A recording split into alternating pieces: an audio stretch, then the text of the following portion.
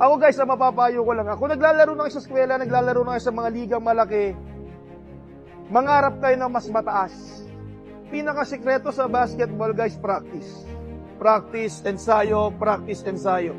Para makasagot ka sa exam, para malaman mo yung pinag-aaralan mo, anong kailangan mong gawin.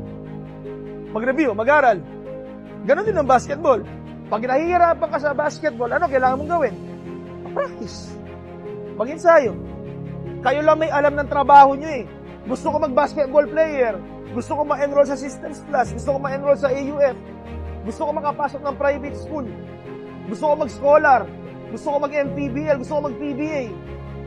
Kayo lang naman may alam yan guys. Wala naman may ibang alam. Kaya pabayaan nyo lahat ng mga nagsasalita sa inyo. Pabayaan nyo yung mga basher nyo, yung mga hindi naniniwala. Importante, alam nyo yung ginagawa nyo, alam nyo yung pangarap nyo.